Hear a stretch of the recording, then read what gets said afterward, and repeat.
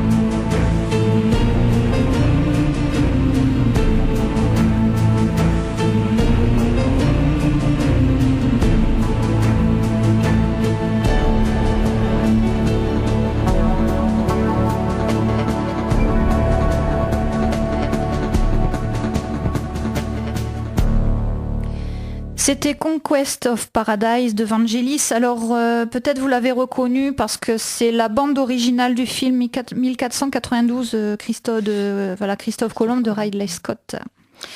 À la croisée des mondes est une trilogie à plusieurs niveaux de lecture. C'est un conte science-fantasy, c'est-à-dire mêlant en fait science-fiction et fantasy, fantastique, mais aussi philosophique. Autant le dire de suite, même si Philippe Pullman est issu d'un peuple puritain, l'œuvre est anti-religieuse, anti-patriarcale, contre les structures et traditions tant religieuses que sociales. D'ailleurs, Lyra, une fillette de 12 ans, qui est en fait le personnage principal de l'œuvre, est physiquement et mentalement forte, franche, vive, perspicace, menteuse aussi. D'ailleurs, elle a un surnom, on l'appelle Parle d'or.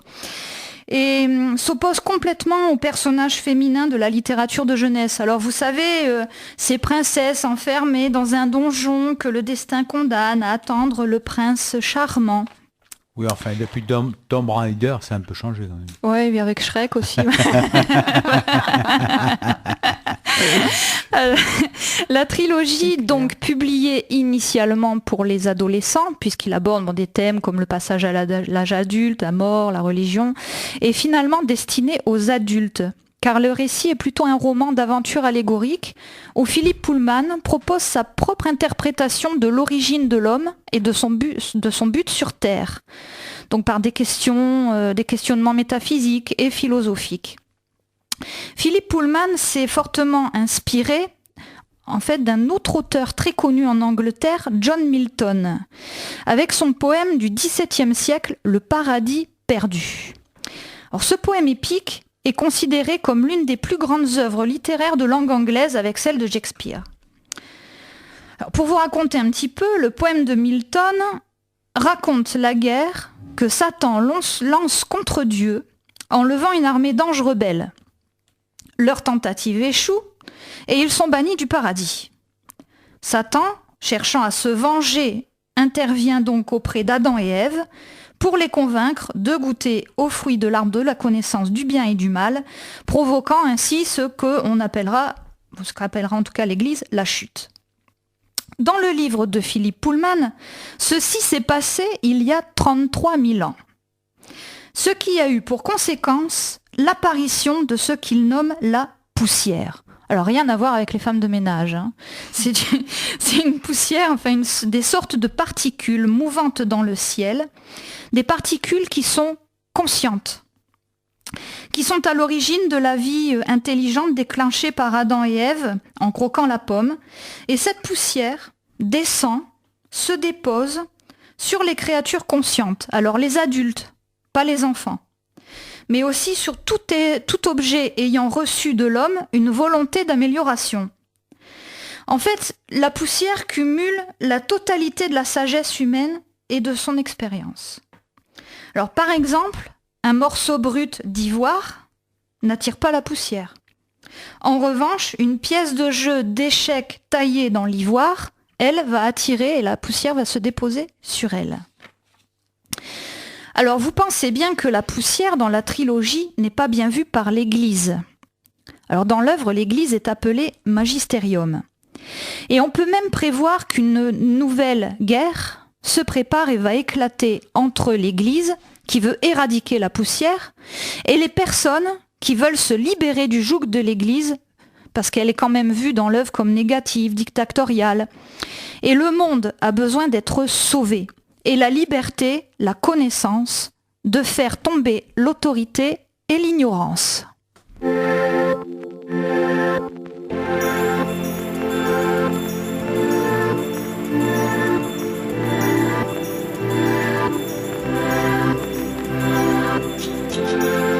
Abderrahman, Martin, David.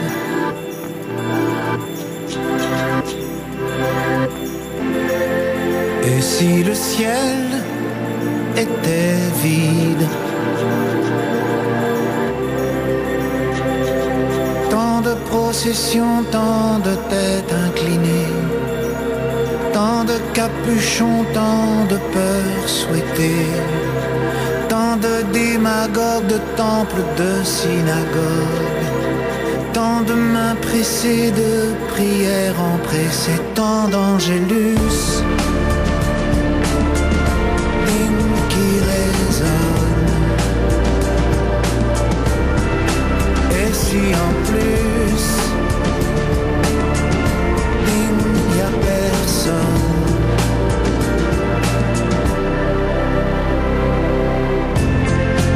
Abderrahman, Martin, David.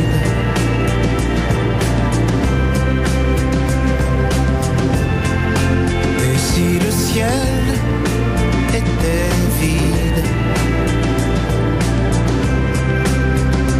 il y a tant de torpeur, de musique antalgique, tant d'antidouleurs dans ces jolis cantiques. Il y a tant de questions et tant de mystères, tant de compassion et tant de revolvers, tant d'angélus, l'hymne qui résonne. Et si en plus, l'hymne, y a personne.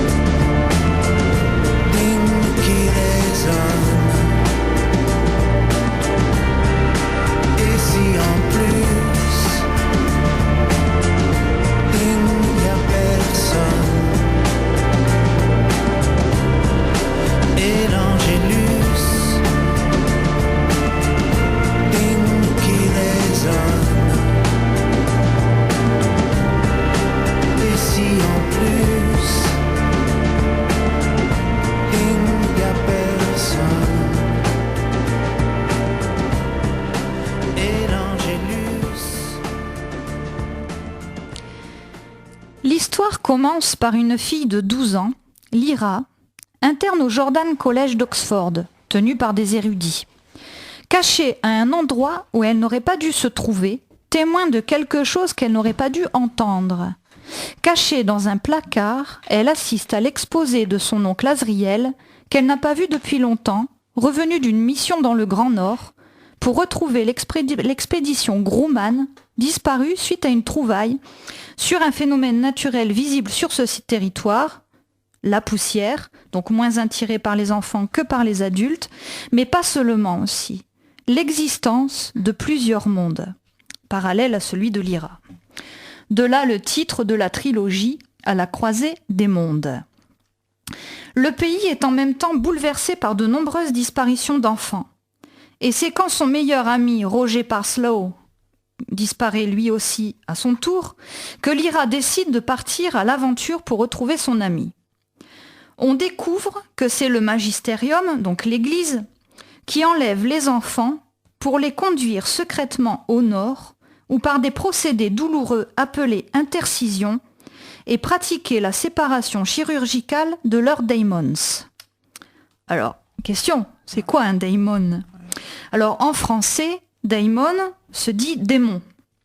Mais dans l'œuvre, le sens de démon n'est pas au sens diabolique, bien au contraire. Un daimon, c'est un démon familier, mais qui en fait représente l'âme de l'être humain, incarné sous la forme d'un animal. et reflétant à l'âge adulte la personnalité de son humain. Celui de Lyra s'appelle Pantalaimon. Et comme tout autre daimon, il change de forme selon son bon vouloir jusqu'à prendre une forme définitive quand l'humain est devenu adulte. Ils ne forment qu'un. S'ils sont éloignés par une trop grande distance, l'un et l'autre ressentent un profond mal-être qui les oblige à rester à proximité. Chacun partage les sentiments et sensations de l'autre. Le daimon naît en même temps que l'humain et s'évapore à sa mort. La mort de l'un entraîne toujours la mort de l'autre. Le daimon semble être composé de poussière. Il est le plus souvent du sexe opposé. Sinon, l'humain doté d'un daimon de même sexe est homosexuel. Il existe d'ailleurs un grand tabou, universel, implicite et intériorisé par tous, qui stipule qu'aucun humain ne doit toucher de quelque manière que ce soit un daimon qui n'est pas le sien. Ce tabou conduit à supposer que les daimons, dans le livre, sont des représentations du sexe, les pulsions sexuelles ainsi que les organes génitaux. Quand dans l'œuvre des humains se rapprochent, leurs daimons batifolent ensemble. L'Église, ayant peur d'une nouvelle guerre du ciel, comme il y a eu il y a 33 000 ans, a peur aussi, même si le ciel gagne, d'un nouvel Adam et d'une nouvelle Ève. Il faut donc empêcher un futur péché. L'intercision est donc systématique. Il faut couper les organes génitaux, les daimons des enfants, avant qu'ils deviennent adultes. Les protéger ainsi de toute connaissance et de les protéger de la poussière. Mais voici ce qui arrive quand un enfant est séparé de son daimon.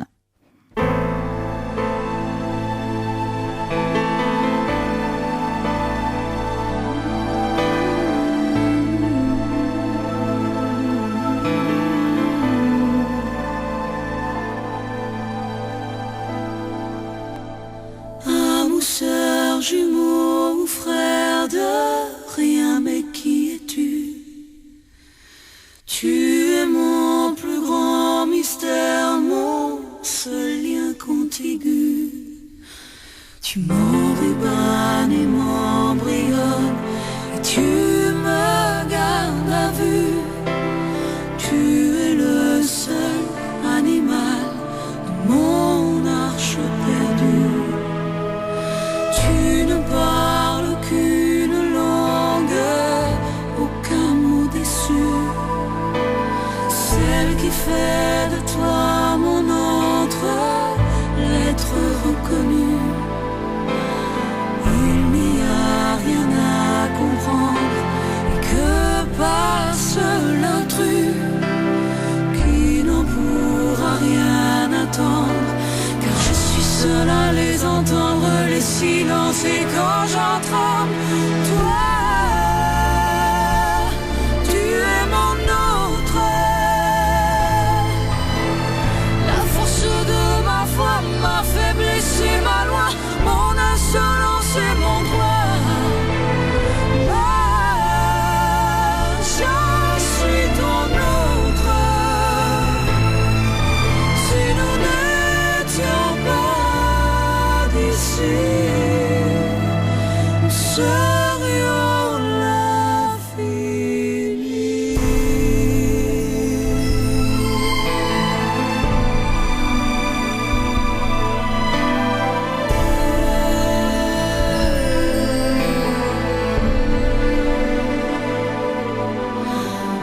Et si l'un de nous deux tombe, l'arbre de nos vies gardera loin de l'ombre entre ciel et fruits, mais jamais trop loin de l'autre. Nous serions maudits. Tu seras ma dernière seconde, car je suis seul à les entendre, les silences, et quand j'en tremble, toi.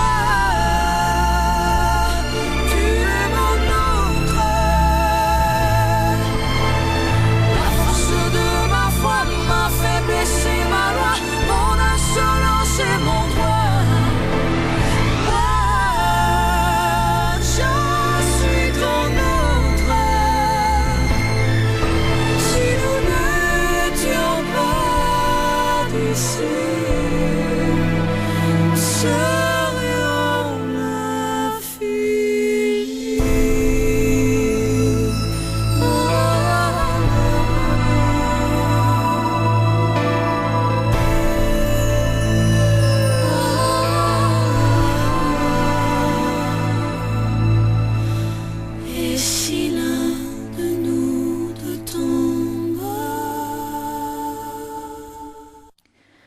Le jeune garçon était recroquevillé contre les clés en bois sur lesquelles étaient suspendues de nombreuses rangées de poissons éviscérés, raides comme des bâtons. Il serrait contre lui un bout de poisson, comme Lyra serrait Pantalémon à deux mains, de toutes ses forces, sur son cœur. Mais il n'avait que cela à étreindre, un morceau de poisson séché, car il n'avait plus de daimon. Le magistérium le lui avait arraché. Voilà ce que signifiait le mot intercision. Elle avait devant les yeux un enfant mutilé. Sa première impulsion fut de faire demi-tour et de s'enfuir. Elle fut prise d'une nausée. Un être humain sans daimon, c'était comme une personne sans visage ou avec la cage thoracique ouverte et le cœur arraché. Une chose contre nature aussi étrange qu'effrayante, qui appartenait au monde des cauchemars et non à la réalité des sens. Lyra s'accrocha à Pantalémon. Sa tête se mit à tourner, sa gorge se souleva, et malgré le froid glacial de la nuit, une sueur fiévreuse, plus froide encore, l'inonda. « Reiter !» dit l'enfant. « Vous avez mon Reiter !» Lyra comprit aussitôt de quoi il s'agissait. « Non, répondit-elle, d'une voix tremblante et apeurée, qui exprimait ce qu'elle ressentait. « Comment tu t'appelles ?»« Tony Makarios. »« Où est Reiter ?»« Je ne sais pas. » Elle dut avaler sa salive pour repousser une vague de nausée. Le magistérium... Elle ne put achever sa phrase. Il fallait qu'elle sorte de cette cabane pour aller s'asseoir seule dans la neige. Mais évidemment, elle n'était pas toute seule. Elle n'était jamais seule, car Pantalémon était toujours là. Oh, être séparée de lui comme ce pauvre petit garçon avait été séparé de son Reiter, la chose la plus terrible au monde. Elle se surprit à sangloter. Pantalémon pleurnichait lui aussi, et tous les deux éprouvaient ce même sentiment de pitié et de chagrin à l'égard du pauvre garçon mutilé.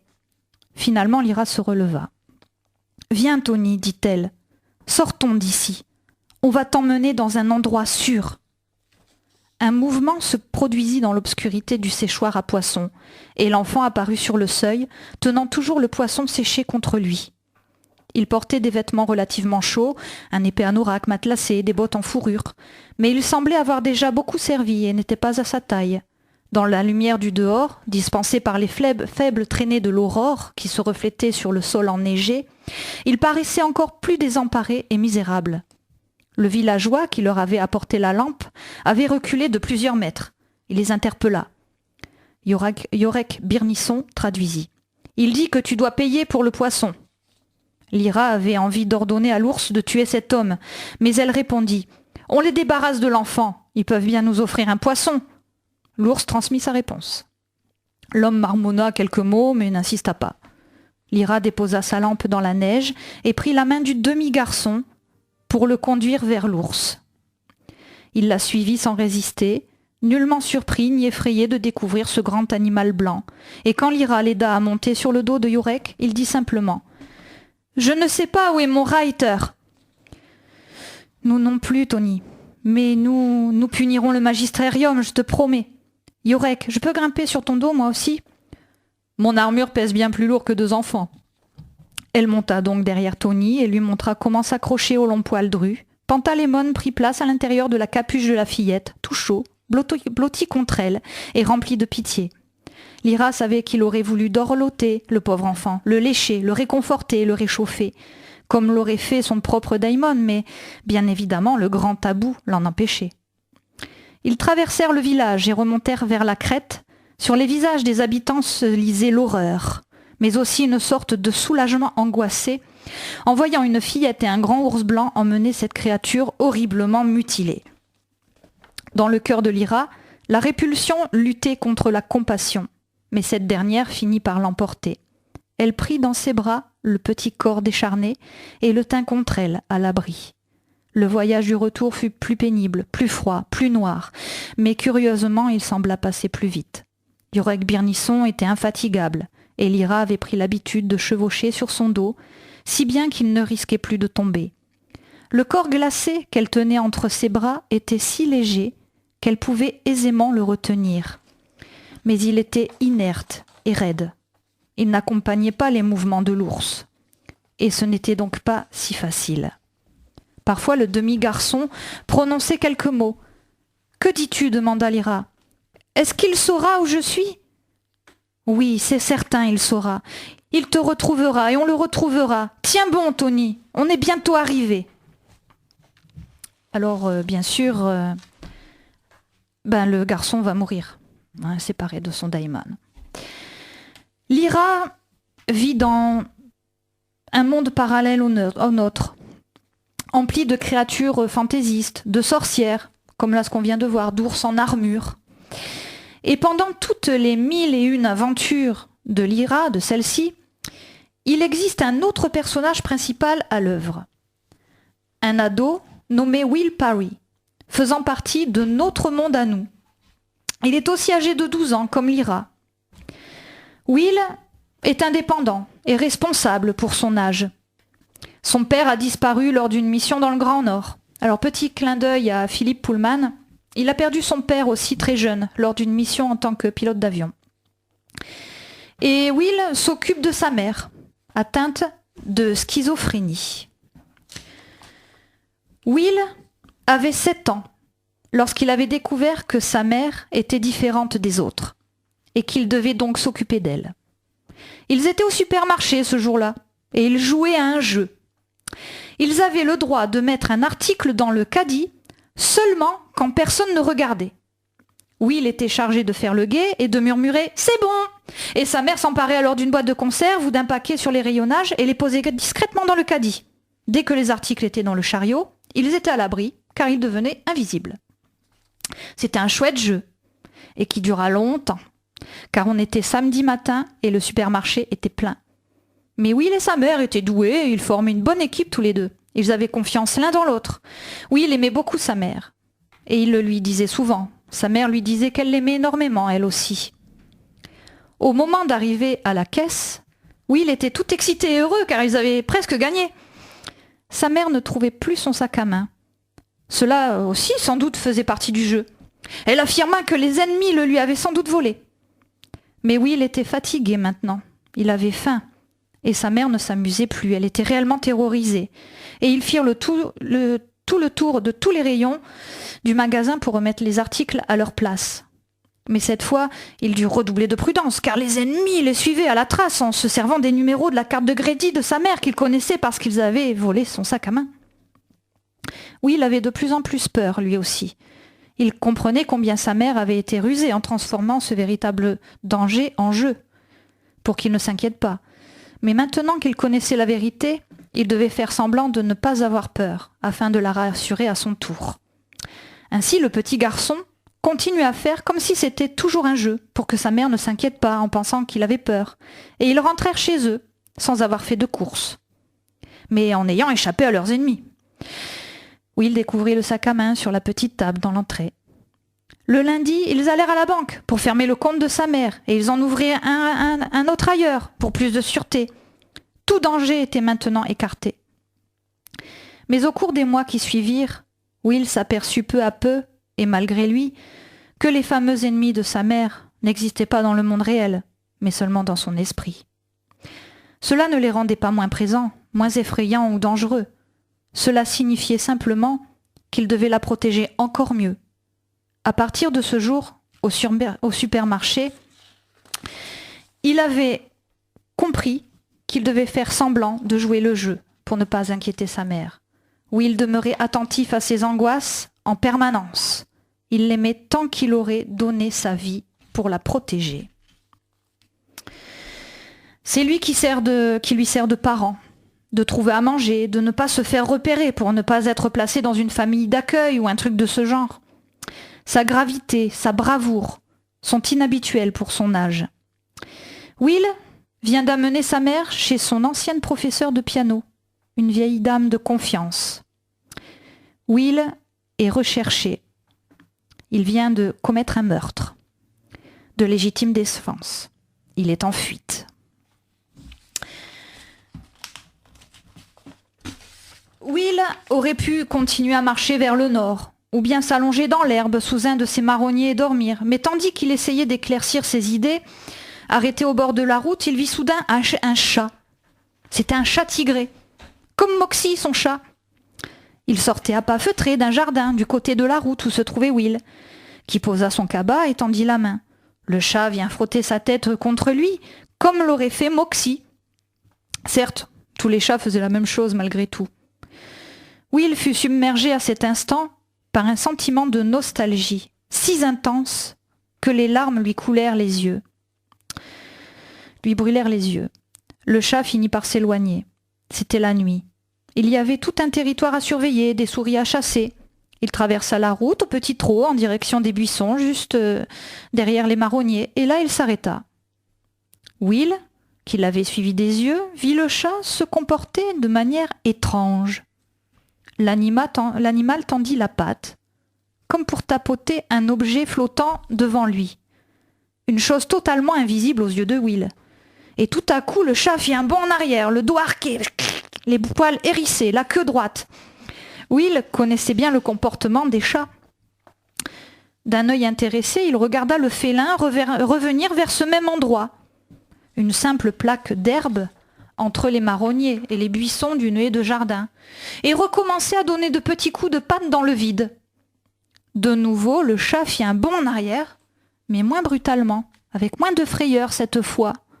Après quelques secondes de reniflements, de coups de patte timides, de tressaillements de moustaches, la curiosité l'emporta sur la méfiance. Le chat s'avança et disparut.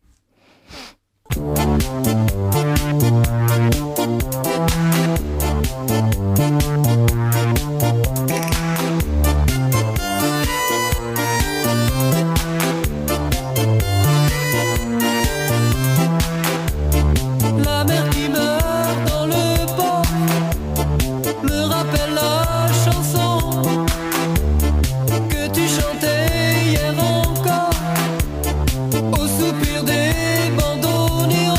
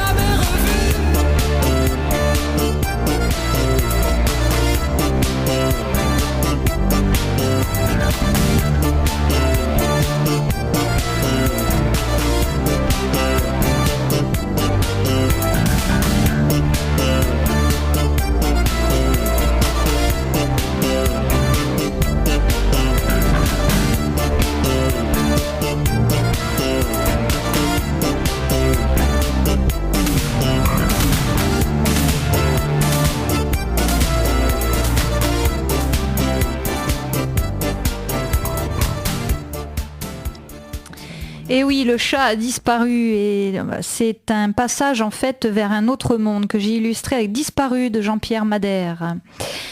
Oui, les Lyra vont finir par se rencontrer, leurs mondes vont se croiser.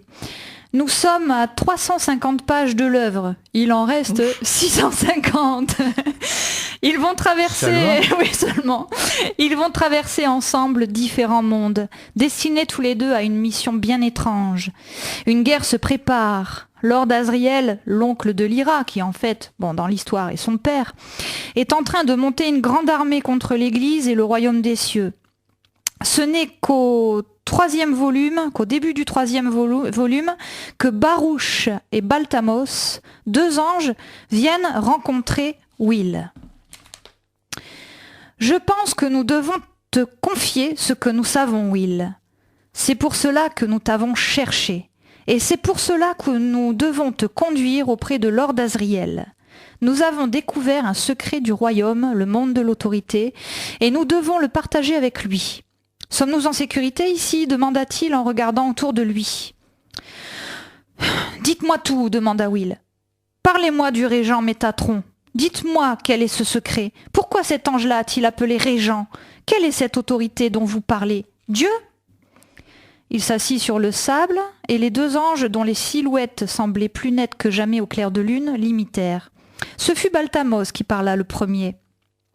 L'autorité, Dieu, le Créateur, le Seigneur, Yahvé, El, Adonai, le Roi, le Père, le Tout-Puissant, tels sont les noms qu'il s'est donnés. Mais il n'a jamais été le Créateur. C'était un ange comme nous, le premier ange, certes le plus puissant, mais formé de poussière comme nous. Et le terme poussière n'est qu'un mot pour désigner ce qui se produit quand la matière commence à comprendre ce qu'elle est. La matière aime la matière. Elle cherche à en savoir plus sur elle-même, et c'est ainsi que la poussière se forme. Les premiers anges sont nés d'un condensé de poussière, et l'autorité fut le premier de tous. À ceux qui sont venus ensuite, il a dit qu'il les avait créés, mais c'était un mensonge. Parmi eux se trouvait une créature plus intelligente que lui, et elle a compris la vérité, alors il l'a bannie. Nous continuons à la servir, et l'autorité continue à régner sur le royaume. Métatron est son régent. Mais au sujet de ce que nous avons découvert à l'intérieur de la montagne nébuleuse, nous ne pouvons pas tout te dire. Nous nous sommes jurés l'un à l'autre que le premier à être mis au courant serait Lord Asriel. Dites-moi tout ce que vous pouvez au moins, ne me laissez pas dans l'ignorance. Nous avons réussi à pénétrer dans la montagne nébuleuse, expliqua Baruch. Et il ajouta aussitôt, pardonne-nous, nous utilisons ces termes un peu trop facilement, on l'appelle, alors, montagne nébuleuse, on l'appelle parfois le chariot également. Ce n'est pas un endroit fixe, vois-tu. Il se déplace d'un point à un autre. Où qu'il aille, c'est là que se trouve le cœur du royaume, sa citadelle, son palais. Dans sa jeunesse, l'autorité n'était pas entourée de nuages, mais avec le temps, ils se sont accumulés tout autour, de plus en plus épais. Nul n'a vu le sommet depuis des milliers d'années. Voilà pourquoi on a surnommé sa citadelle la montagne nébuleuse. Et qu'avez-vous découvert là-bas ? L'autorité elle-même réside dans une pièce située au cœur de la montagne. Nous n'avons pas pu nous en approcher, mais nous l'avons vue. Il a délégué une grande partie de son pouvoir à Métatron, déclara Balthamos. Bon, si je comprends bien, demanda Will, soit, mais bon, vous ne voulez pas me dire quel est ce secret. Très bien. Répondez à cette question alors. Que se passe-t-il quand on meurt ? Balthamos se retourna vers lui, surpris. Baruch dit « Il existe un monde pour les morts. Où il se trouve et ce qui s'y passe, personne ne le sait. Le monde des morts est un mystère pour nous. »« C'est un camp de prisonniers, dit Balthamos. L'autorité l'a installé au tout début. Mais pourquoi veux-tu en savoir plus ? Tu le découvriras le moment venu. Mon père vient d'y aller, voilà pourquoi. Il m'aurait raconté tout ce qu'il savait si on ne l'avait pas tué. Vous dites que c'est un monde ? Vous voulez parler d'un monde comme celui-ci, un autre univers ? Balthamos se tourna vers son compagnon qui haussa les épaules. « Et que se passe-t-il dans ce monde des morts ?» demanda Will. « Impossible à dire, répondit Baruch. Tout ce qui le concerne est secret. Les églises elles-mêmes ne savent pas. Elles racontent à leurs fidèles qu'ils vivront éternellement au paradis. Mais c'est un mensonge. Si les gens savaient réellement. C'est là que se trouve maintenant le fantôme de mon père. Sans aucun doute, comme ces millions et millions de personnes qui sont mortes avant lui. Beaucoup d'autres aventures vont découler de ces débuts de révélation. De son côté, l'Église apprend elle aussi différentes choses. Nous sommes à la cour de discipline consistoriale et l'inquisiteur demande à un ecclésiastique un peu médium. Qu'avez-vous découvert ensuite ?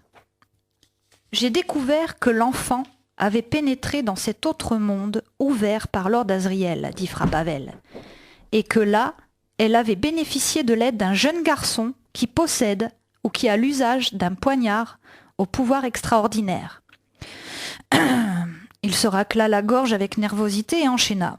« Puis-je parler en toute liberté devant ce tribunal ?»« Avec la plus grande liberté, Fra Pavel, répondit le président d'une voix puissante et brutale. « Vous ne serez pas puni pour nous avoir répété ce que vous avez entendu. Je vous en prie, continuez. »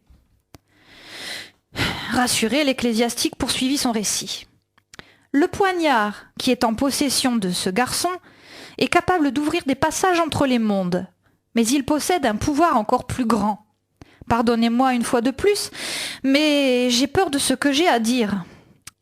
Ce poignard est capable de tuer les anges les plus puissants, et même les forces qui leur sont supérieures. Il n'y a rien que ce poignard ne puisse détruire. L'ecclésiastique transpirait et tremblait, et son daimon grenouille, en proie à une vive agitation, sauta de la barre des témoins. Fra Pavel laissa échapper un petit cri de douleur et s'empressa de le prendre dans ses bras pour le laisser boire l'eau contenue dans le verre qui se trouvait devant lui. « Avez-vous posé d'autres questions concernant la fillette ?» demanda l'inquisiteur. « Avez-vous appris quel était ce nom dont parlait la sorcière ?»« Oui, mais une fois de plus, je voudrais avoir l'assurance de ce tribunal. »« Vous l'avez, dit le président d'un ton tranchant. N'ayez pas peur, vous n'êtes pas un hérétique. Dites-nous ce que vous avez appris, et cessons de perdre du temps. Je vous demande pardon, très sincèrement. Concernant l'enfant, elle est dans la position d'Ève, l'épouse d'Adam, notre mère à tous, et la cause de tous les péchés. Les sténographes qui notaient chaque mot étaient des nonnes de l'ordre de Saint-Philomèle, ayant fait vœu de silence, mais en entendant les paroles de Fra Pavel, l'une d'elles laissa échapper un petit cri de stupeur, et aussitôt toutes les mains s'agitèrent comme des oiseaux affolés lorsque les religieuses se signèrent. Fra Pavel tressaillit, mais il poursuivit. « Je vous en prie, souvenez-vous que l'alétiomètre ne prédit pas l'avenir. Il dit, si certaines choses se produisent, alors voilà quelles seront les conséquences. Et il dit que si jamais cet enfant était confronté à la tentation comme Ève, il est fort probable qu'elle succombe. Or, de son choix dépendra tout. Si cette tentation se produit, si l'enfant y cède, alors la poussière et le péché triompheront. »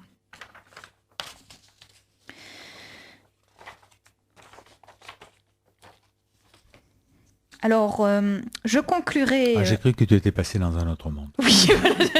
Effectivement. Alors, j'irai pas plus loin en citant d'autres choses. On est sur des révélations qui sont en train de se faire d'un côté et de l'autre. Je conclurai juste en vous disant que nous ne sommes qu'à 650 pages et il en reste encore 350. Donc, un tome entier à lire. L'histoire ne finira pas comme dans les gentils et jolis contes de fées. La guerre va éclater, bien sûr. Et au milieu de ces décombres, Lyra et Will vont devenir indispensables l'un à l'autre. La guerre peut bien exploser, leurs mains vont se trouver. Ils s'aiment comme deux enfants, après la menace et les grands tourments.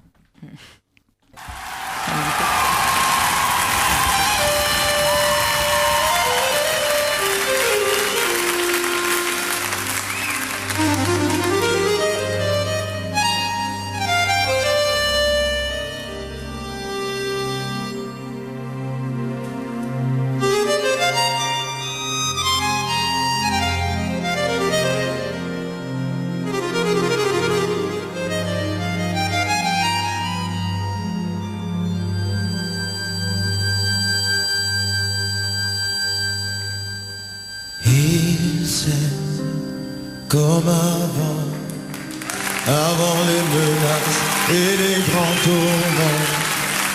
Il seul, tout hésitant, découvrant l'amour et découvrant le temps.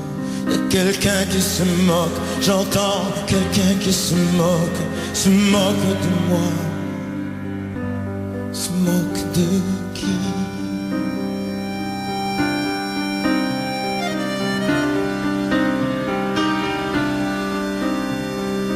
Ils s'aiment comme des enfants, l'amour plein d'espoir, impatient, et malgré les regards remplis de désespoir, malgré les statistiques, ils s'aiment comme des enfants.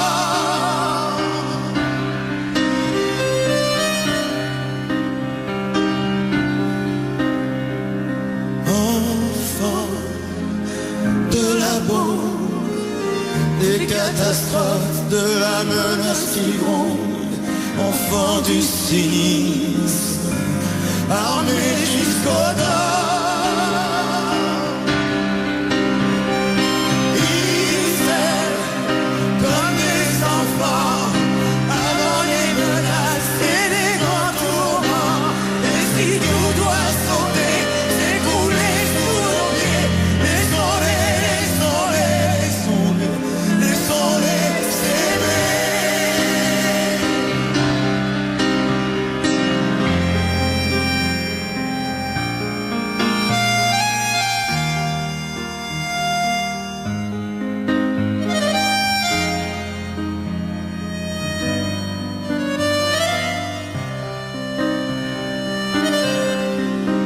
Et si tout doit sauter, s'écrouler sous nos pieds, laissons-les, laissons-les, laissons-les, laissons-les s'aimer. Enfants de la bombe, des catastrophes, de la menace qui gronde, enfants du cynisme, armés jusqu'aux dents.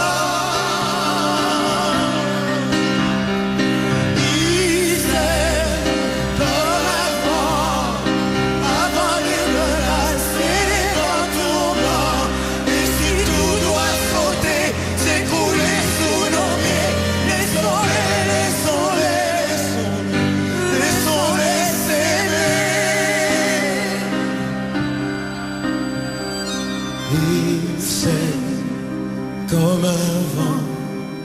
avant les menaces et les grands tourments.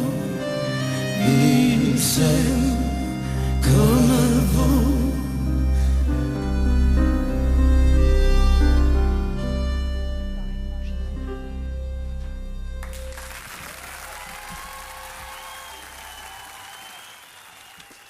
Bien, Mariette nous a donné envie de lire ce qui pourrait être le livre de l'été. À la croisée des mondes de Philippe Pullman, donc 1000 pages, oui. Ça peut bien meubler nos après-midi sur la plage ou à l'ombre. Pour disparaître dans d'autres mondes. Pour disparaître dans d'autres mondes. Dans le sable. Dans un tas de sable. Dans le Bien. tas d'autruche. Ah bien, merci Mariette. Et donc, à la prochaine fois.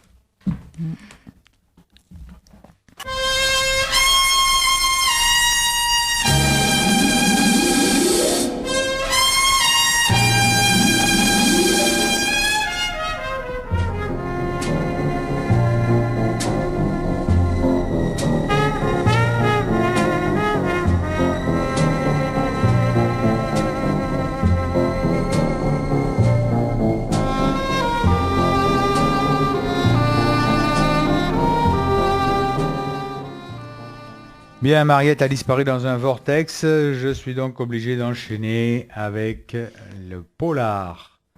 C'est ce